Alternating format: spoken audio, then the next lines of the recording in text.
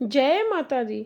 श्री दुर्गा जी के 8वें स्वरूप को महागौरी के नाम से जाना जाता है। दुर्गा पूजा के 8वें दिन महागौरी की उपासना का विधान है। इनकी शक्ति अमोघ और सदा फलदायिनी है। इनकी उपासना से साधक के सभी कलुष धुल जाते हैं।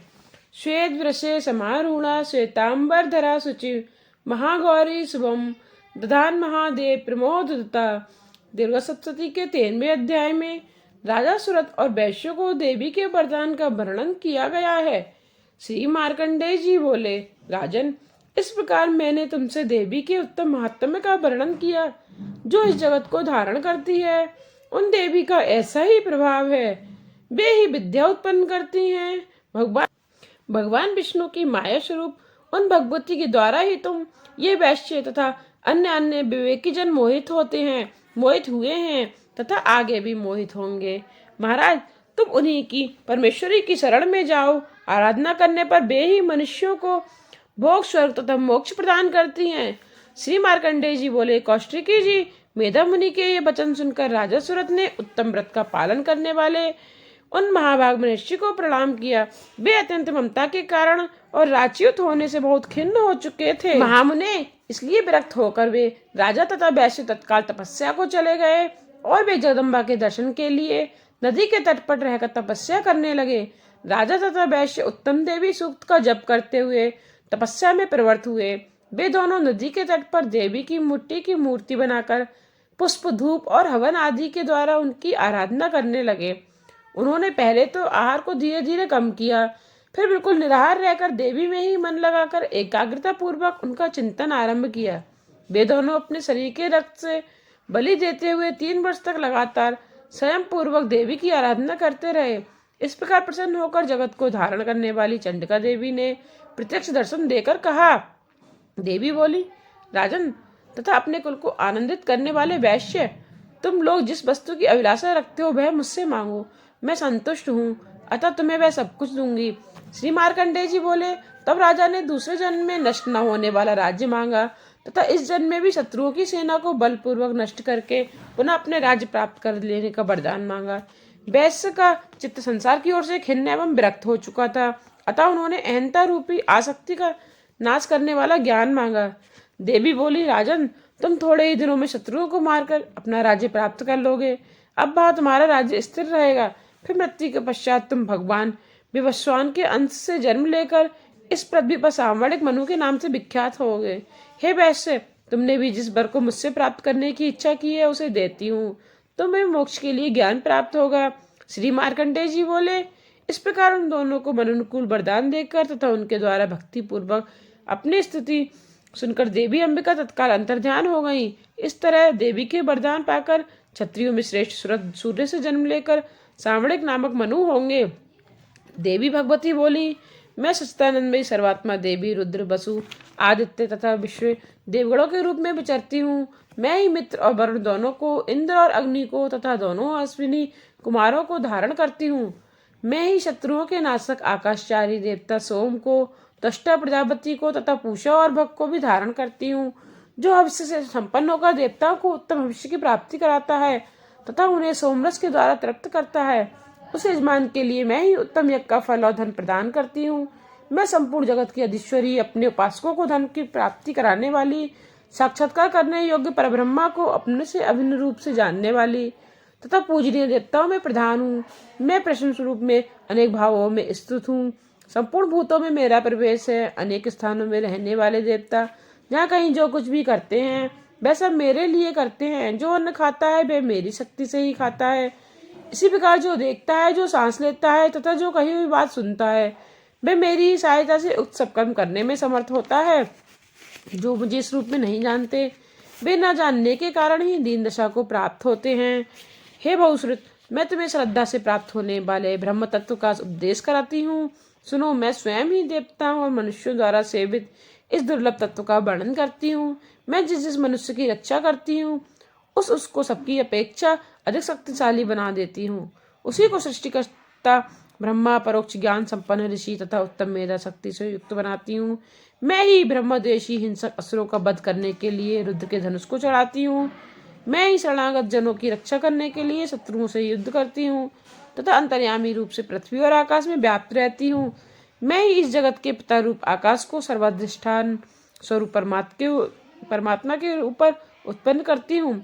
समुद्र में तथा जल में मेरे कारण की स्थिति है, अतः मैं समस्त भुवन में व्याप्त रहती हूँ तथा उस स्वर्गलोक का भी अपने शरीर से स्पर्श करती हूँ। मैं कारण रूप से जब समस्त विश्व की रचना आरंभ करती हूँ, तब दूसरों की प्रेरणा के बिना स्वयं ही वायु की भांति चलती हूँ। स्वेच्छा से ही कर्म में प्रवृत्त होती हूँ। मैं पृथ्वी और आकाश दोनों से परे हूँ। अपनी महिमा से ही मैं ऐसी हुई हूँ। माँ, मैं ना मंत्र जानता हूँ ना यंत्र। अहो, मुझे स्तुति का भी ज्ञान नहीं है, ना आवाहन का पता है, ना ध्यान का।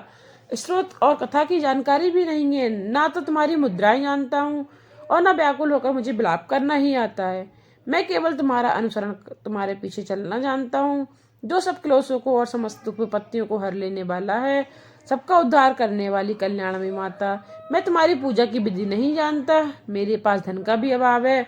मैं स्वभाव से भी आलसी हूँ तथा मुझसे पूजा का यथाविधि संपादन हो भी नहीं सकता। इन सब कारणों से तुम्हारे चरणों की सेवा में जो त्रुटि हो गई है, उसे क्षमा करना, क्योंकि कुपुत्र का होना संभव है, किंतु माता कभी कुमाता नहीं हो सकती। माँ, इस पृथ्वी पर तुम्हारे सीधे साधे पुत्र तो बहुत से हैं, किंतु उन सब में मैं ही तुम्हारा अत्यंत चपल बालक हूँ। मेरे जैसा चंचल कोई बिरला ही होगा। शिबे, मेरा जो यह त्याग हुआ है तुम्हारे लिए कदापि उचित नहीं है, क्योंकि संसार में एक पुत्र का होना संभव है, किंतु माता कभी कुमाता नहीं होती। हे जगदम्बे, हे माता, मैंने तुम्हारे चरणों की सेवा कभी नहीं की। देवी, तुम्हें अधिक धन भी समर्पित नहीं किया, तथापि मुझ जैसे अधम पर जो तुम अपार स्नेह करती हो, इसका कारण यही है कि संसार में पुत्र पैदा हो सकता है, परंतु माता को माता नहीं होती। गणेश जी को जन्म देने वाली माता पार्वती, मुझे नाना प्रकार की सेवाओं में व्यस्त रहना पड़ता है, इसलिए 85 वर्ष से अधिक अवस्था बीत जाने पर मैंने देवताओं को छोड़ दिया है। अब उनकी सेवा तथा पूजन मुझसे नहीं हो पाता, अतएव उनसे कुछ भी सहायता मिलने की आशा नहीं है। इस समय यदि तुम्हारी कृपा नहीं होगी तो मैं अवलंबन रहित होकर किसकी शरण में जाऊंगा। हे माता अर्पणा, तुम्हारे मंत्र का एक अक्षर भी कान में पड़ जाए तो उसका फल यह होता है कि मूर्ख चांडाल भी मधुपाक के समान मधुरवाणी का उच्चारण करने वाला उत्तम वक्ता हो जाता है। दीन मनुष्य भी करोड़ों स्वर्ण मुद्राओं से संपन्न हो चिरकाल तक निर्भय रहा करता है। जब मंत्र के एक अक्षर के श्रवण का ऐसा फल है, तो जो लोग विधिपूर्वक जप में लगे रहते हैं, उनके जप से प्राप्त होने वाला उत्तम फल कैसा होगा, इसको कौन मनुष्य जान सकता है। हे भवानी, जो अपने अंगों में चिता की राख भभूत लपेटे रहते हैं, जिनका विष ही भोजन है, जो दिगंबर हैं, मस्तक पर जटा और कंठ में नागराज बासुकी को हार के रूप में धारण करते हैं, तथा जिनके हाथ में कपाल शोभा पाता है, ऐसे भूतनाथ पशुपति भी जो एकमात्र जगदीश की पदवी धारण करते हैं, इसका क्या कारण है? यह महत्व उन्हें कैसे मिला? यह केवल तुम्हारे पारण ग्रहण की परिपाटी का फल है। तुम्हारे साथ विवाह होने से ही उसका महत्व बढ़ गया। मुख पर चंद्रमा की शोभा धारण करने वाली माँ, मुझे मोक्ष की इच्छा नहीं है, संसार के वैभव की भी अभिलाषा नहीं है, न विज्ञान की अपेक्षा है, न सुख की आकांक्षा।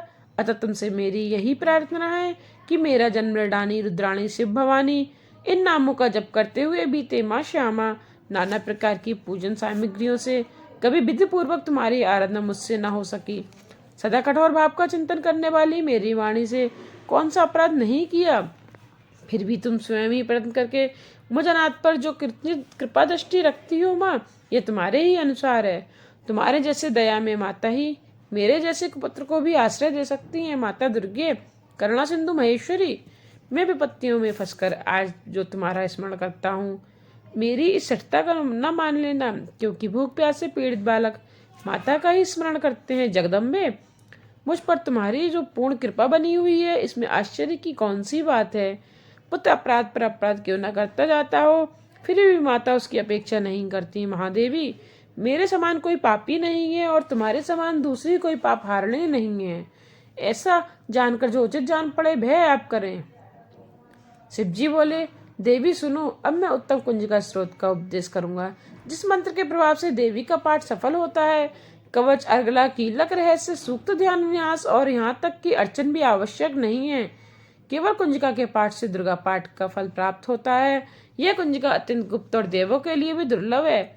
हे पार्वती, इसे स्वयं की भांति प्रयत्न पूर्वक गुप्त रखना चाहिए। यह उत्तम कुंजिका स्रोत केवल पाठ के द्वारा मारण, मोहन, वशीकरण स्तंभन और उच्चाटन आदि अविचारिक उद्देश्यों को सिद्ध करता है। इसका मंत्र सुनिए। मंत्र ओम हेम क्लीम चामुंडाय बिच्चे, ओम ग्लोम हुम क्लीम जू स ज्वालाय ज्वालाय ज्वला ज्वला प्रज्वल, प्रज्वल एम हीम क्लीम चामुंडाय बिच्चे, ज्वला हाँ सा ला छा फट स्वाहा। हे रुद्र स्वरूपिणी तुम्हें नमस्कार है। हे मधु दैत्य को मारने वाली तुम्हें नमस्कार है। कैटा विनाशिनी को नमस्कार है। महिषासुर को मारने वाली देवी तुम्हें नमस्कार है। शुंभ को हनन करने वाली और निशुंभ को मारने वाली देवी तुम्हें नमस्कार है। हे महादेवी मेरे जप को जागृत और सिद्ध करो। अहंकार के रूप में षष्ठी स्वरूपिणी, हीम रूप में षष्ठी का पालन करने वाली, क्लीम के रूप में काम रूपिणी तथा की बीज रूपिणी तुम्हें नमस्कार है। चामुंडा के रूप में चंड विनाशिनी और यकार के रूप में तुम बढ़ देने वाली हो। बच्चे रूप में तुम नित्य ही अभय देती हो। तुम इस मंत्र का संपूर्ण स्वरूप हो। धाम धी धू के रूप में धुरजट्टी की तुम पत्नी हो। वां वी वू के रूप में तुम वाणी की अधीश्वरी हो। क्राम क्रेम क्रीम क्रू के रूप में कालिका देवी। शाम शीम शू के रूप में तुम मेरा कल्याण करो। हुंकार स्वरूपिणी जा जा जा जम्बनाशिनी भ्राम भ्रीम भ्रूम के रूप में हे कल्याणकारी भैरवी भवानी तुम्हें बारंबार प्रणाम है। आ का चा टा ता पा या शा भीम धूम ए भीम हंग छंग धिजाग्रम इन सबको तोड़ो और दीप्त करो स्वाहा। पाम पीम पूम के रूप में तुम पार्वती पूर्णा हो। खाम खीम खूम के रूप में तुम खेचरी अथवा खेचरी मुद्रा हो। साम सीम सूम स्वरूपिणी सती देवी के मंत्र को मेरे लिए सिद्ध करो। यह कुंजिका स्रोत मंत्र को जागृत करने के लिए है। इसे भक्तिहीन व्यक्ति को नहीं देना चाहिए। हे पार्वती से गुप्त रखो। हे देवी जो बिना कुंजिका की सप्तशती का पाठ करता है उसे उसी प्रकार सिद्धि नहीं मिलती जिस प्रकार वन में रोना निरर्थक होता है। जय माता दी। आगे के अध्याय के लिए मेरे चैनल को सब्सक्राइब करके बेल आइकन को प्रेस करना ना भूलिएगा, जिससे आने वाली वीडियोज के नोटिफिकेशन आप तक